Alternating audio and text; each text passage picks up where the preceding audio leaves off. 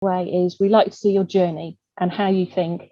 So not just about this perfect resolved piece at the end, it's about how you've got there and the decisions you've made, because what we try and do in looking at portfolios is identify your potential. That's the most important thing for us. It's not just what you've done now, it's how much further you can go. And that's what all UK universities will be looking at, really. So it's how you create your ideas. So when you're given a brief, how you're researching them, how you're coding them, how you're drawing them, how you're gaining that primary information, how you're making those connections on those sketchbook pages or sort of idea sketches, what you're drawing them and why you're drawing them. That's all really, really important. And we don't want them to look polished. You know, we want to see them in their raw form. We want to see you having those ideas to know what you've discarded and what you've picked up and carried on doing. So we expect it to be really, really experimental and playful, really, in how you're researching your ideas. That's quite a big thing. And once you've got all of that sort of amazing primary research, it's about how you're developing it. So how you're photocopying it, cutting apart, putting it back together, how you're perhaps creating 3D shapes, how you're making lateral connections with, if you've got one idea and it's about shadows or lines or linear form, how else are you seeing the world around you to get more information? So that's secondary information, and how you can interpret it, looking at the artists, how other people kind of develop their work. Again, kind of we ask our students very often to do stuff in the most basic materials. Lots of our students start doing their projects in paper because it amplifies kind of how experimental and how far you can push the boundaries of the most simplest paper, how far you can push it. So it really shows your a level of invention by using simple materials like paper, and you can get very, very sophisticated results from it. Also kind of repurposing design. So perhaps in fashion, you might take a kind of a garment and cut it up and re-put it back together. Or if you're repurposing a sort of a product that you found and it doesn't work and you turn it into something else, all of those ideas show your creativity in a really lovely way. So drawing from observation, it's quite a traditional thing to say, but you can do it in so many different ways, but we can identify quite a lot of skill from these sort of quite traditional drawings, your perspective, your understanding of line, depth, all of those things, or level of detail. So putting in some observational drawing, you will never go wrong with putting that in. I can see from this person here that they can create environments that might be good for games design, it might be good for architecture, interiors, even automotive, because they've got that sense of space. So kind of sort of showing us some sort of solid drawing from observation is always good to put in. You'll never go too far wrong with doing that. So I just thought I'd just touch base on a few different sort of subject areas, and kind of these guidelines have come from the course directors themselves. So obviously in architecture, that's one of our most popular courses at the moment, and interior architecture.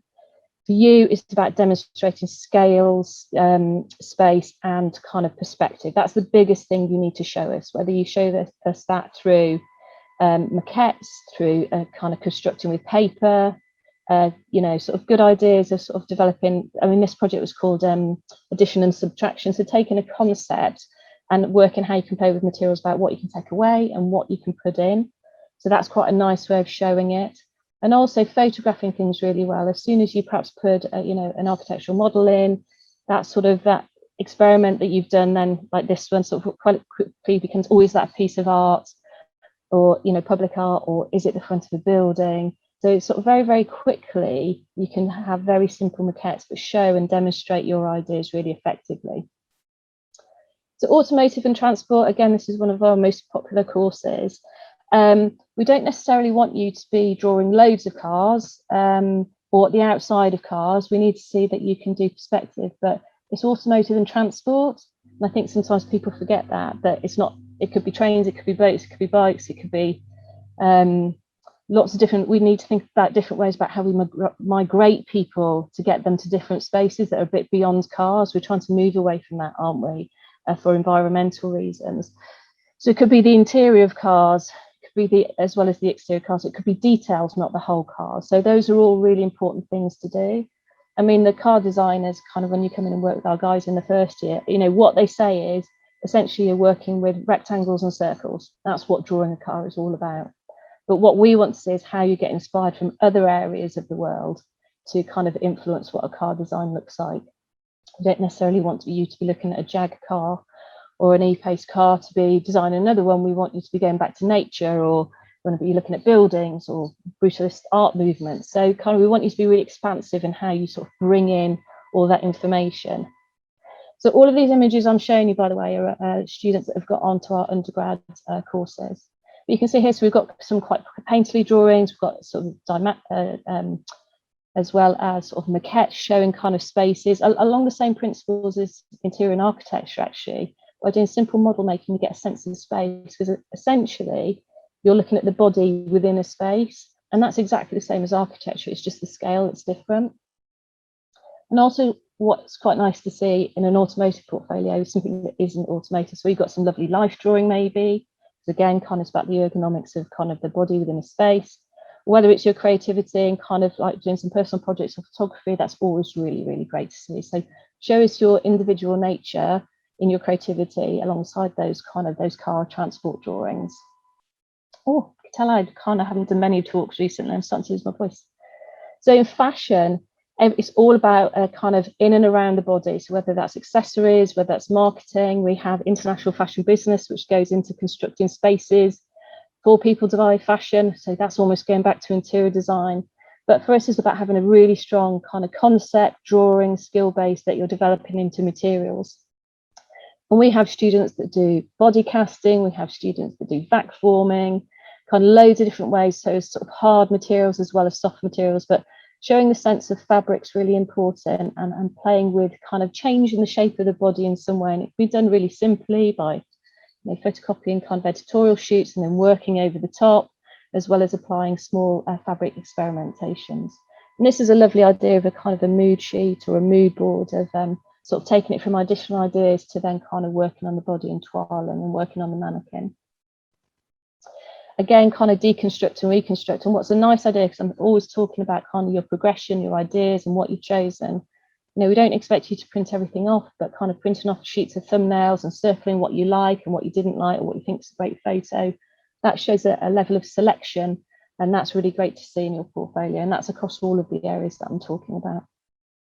So this student this is where kind of scale plays quite interesting. So this student was inspired by the Spaghetti Junction, which is a great sort of road structure up in Birmingham, near from us. And she took that as a way of kind of looking at all the loops, the arches, the lines, and how she could interpret that into a way of designing fabric on the body. And you can sort of see a sort of influence here. So this is kind of quite a nice way of summarizing the ideas. And I've talked a bit about kind of being visually literate and having a coherent portfolio. But actually showing these mood boards is a really, really nice way of doing that, because it succinctly puts all your ideas together in one form.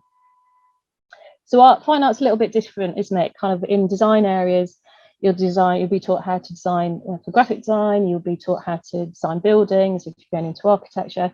Well, in fine art, you're taught how to be an artist. So kind of there's a greater scope or a greater degree of parameters in how we teach you. Life drawing is always kind of really sort of pinned down as something we do. If you can draw the body, you can draw lots of different things, and it can be really, really expressive. How you chose characterization and how you interpret things. So all of these sort of different tortured souls that are here, and how they've been repurposed into these sort of beautiful characterized forms are really, really exciting. And then thinking about how you can kind of juxtapose different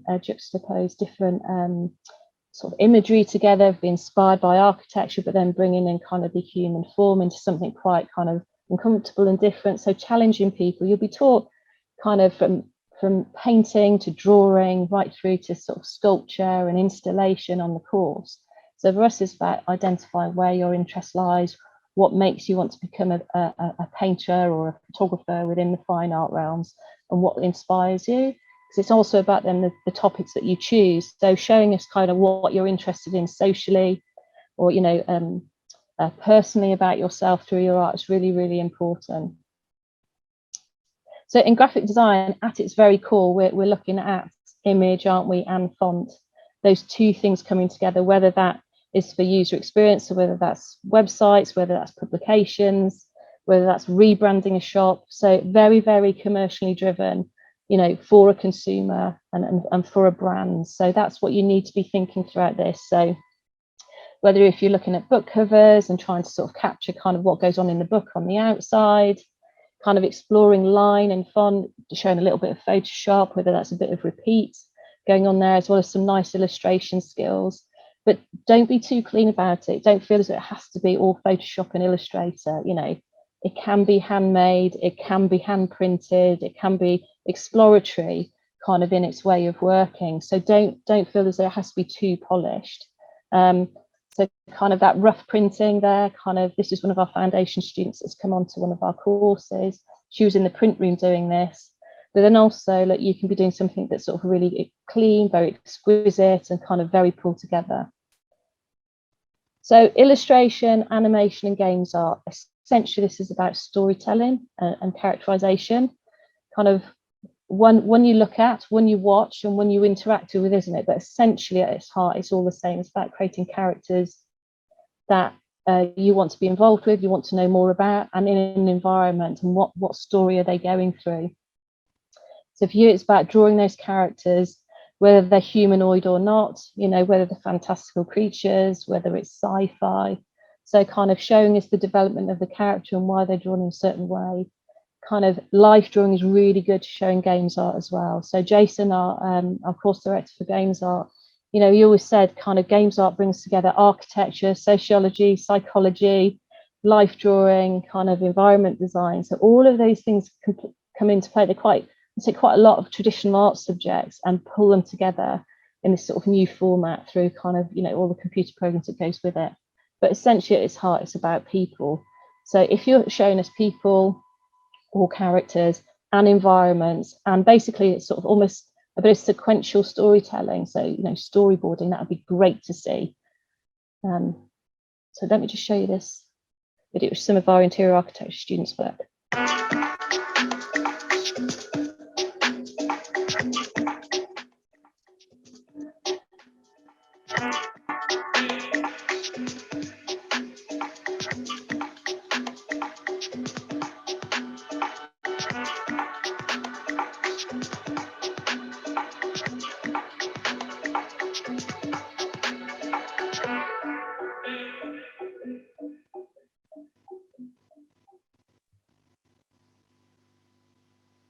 So that kind of shows you some of the work of what our graduates have done from the last few kind of subject areas that were spoken about. So the last one, product design. So what we've got, so Kieran that runs the course, so it's about looking at what the world's going to look like in 5, 10, 15 years time, and identifying problems and us finding solutions moving forward kind of globally. So kind of what they want to see is kind of identifying problems and looking at how we can explore to resolve them and how we can go about doing that.